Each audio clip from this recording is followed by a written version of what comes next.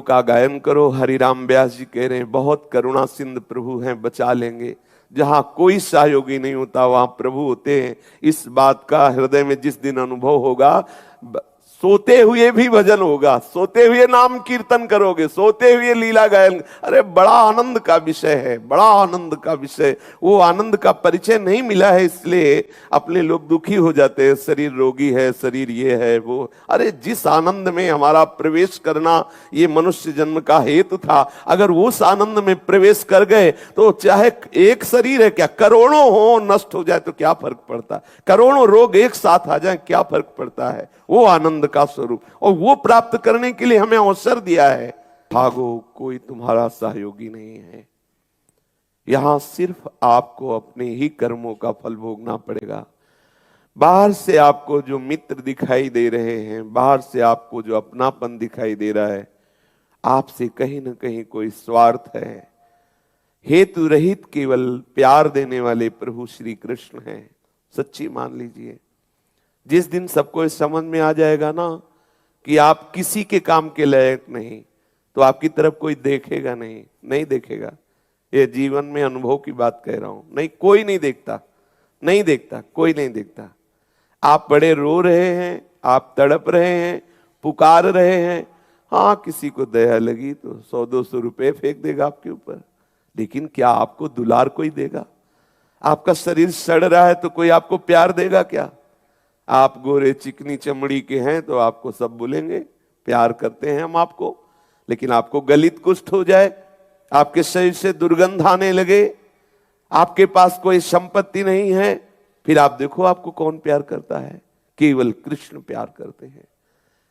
अगर कोई हेतु रहित प्यार करता है प्रभु का, विश्वास मान लीजिए आगे आपको इस बात का अनुभव होगा। उस समय आपके पास समय नहीं होगा, आज आपके पास समय है। ये महापुरुष जन चीख चीख के कह रहे मन पछतई है अवसर बीते, ऐसे थोड़ी कह रहे हैं। सावधान, एकमात्र केवल उपाय है गोविंद के चरणों का आश्रय। बहुत कृपालु है, मान लो, सच्ची मान लो। अब हम कैसे हृदय की बात बताओ? भय मुंह बाहे हुए खड़ा है, लील जाएगा आपको। अच्छा एक बार ये हो कि चलो मरा खत्म खेल, ऐसा नहीं। फिर ऐसी पोशाक मिलेगी, योनि मिलेगी, फिर दंड, फिर जन्म, फिर मरण। कैसा ये सब, कैसा चक्र, कब तक भोगोगे, कब तक? मां के देखो उदर में आपको वास मिला इसी जन्म में, कैसी ये माया है। मुझे उस कष्ट का स्मरण नहीं कि मां के कैसी आंतों में, कैसे कैसे पदार्थों के बीच में, कैसे कैसे कुंडलाकार में रहा हूं, लेकिन कोई भय नहीं। हम फिर इस शरीर के भोगों में मत वाले होकर प्रीतम प्रभु का विस्मरण क्यों, ये पता नहीं कि पुनः हमारी दुर्गति होने वाली। कैसे कैसे भयानक कष्ट हमारे लिए बिल्कुल तैयार खड़े हैं, आपको समझ में नहीं आ रहा। प्रमाद स्थिति है, अज्ञान की धरा है, और जब वो कष्ट टूट पड़ते हैं तब आप असहाय होते हैं। चित्तवृत्ति मलिन है, प्रभु को पुकारने की कोई भावना ही नहीं। मारे गए, फिर मारे गए। क्या मारे गए? ये सुंदर अवसर मनुष्य जन्म मिला था कि आप ऐसे जीवन मुक्त महापुरुष हो जाए, कोई आपको छू न पावे, चाहे स्त्री शरीर हो चाहे पुरुष शरीर हो। भगवत प्राप्ति के लिए कोई आवश्यक नहीं है कि पुरुष शरीर हो तो ही भगवत प्राप्ति होगी, या ऐसा हो, इस जाति का हो, इतना पढ़े लिखे हो, ऐसी हो, कोई योग्यता नहीं। जैसा हो प्रभु आपका हो, जो भी हूं मैं आपका हूं, बस हो गया। इसी से आपका मार्ग प्रशस्त हो जाएगा। पुरुष नपुंसक नारी वा जीव चराचर कोय, सर्व भाव भज कपट तजी मोहि परम प्रिय सोए। सच्ची मानिए, भागिए, विश्वास करो, बिना श्री कृष्ण के चरणारविंद की भक्ति के तुम्हारा मंगल होने वाला नहीं। यम के द्वारे जब पहुंचोगे तब आपको पता चलेगा कितना भयानक कष्ट मिलता है। अभी आपको लगता है अरे शास्त्रों में लिखा है, ऐसे ही लिख दिया है भय देने के लिए। नहीं, परम सत्य है, आप अनुभव नहीं कर पा रहे हैं, ये आपकी अल्पज्ञता है। अगर विश्वास कर लो तो सत्य मान लो। ये रचना जितनी संसार की है, इसको सबको भोगना पड़ेगा, सुखद हो या दुखद। जब तक भगवत प्राप्ति नहीं होती तब तक हमारे शुभ कर्म कहीं स्वर्ग ले जाते हैं, कहीं अशुभ कर्म नरक ले जाते हैं। जो बचे हुए हैं शुभ अशुभ, उससे मिश्रित हमें मानव देह मिलती है, और भी कर्म बिगड़ गए तिर्यक योनि मिलती है। ऐसे नाना प्रकार के संसार चक्र में पिसते चले आए हैं, आगे पिसते रहेंगे। एक उपाय है प्रभु की भक्ति, प्रभु के चरणों का आश्रय, हम मुक्त हो जाएं।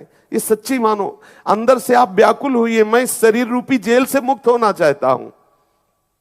ये शरीर भयानक बंधन है, जिसे आप प्रिय आत्मा समझ रहे हैं, जिसे आप अपना प्रीतम माने हुए हैं, जिसे आप अपना स्वरूप माने हुए, भयानक नरक है ये जो आप देख रहे हो, भयानक पीड़ा देने वाला है। इसे अभी अज्ञान के कारण आप अपना माने, इसलिए समझ नहीं पा रहे हो।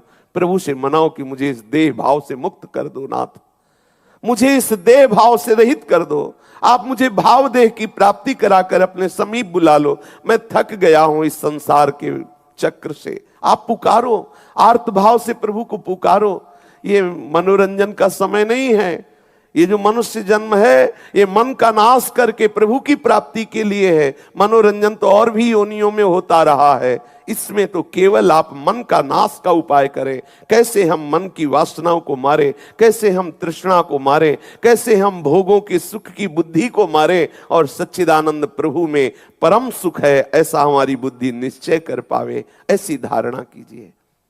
देवर्षि नारद जी भक्ति सूत्रों में महान भक्तों के गुणों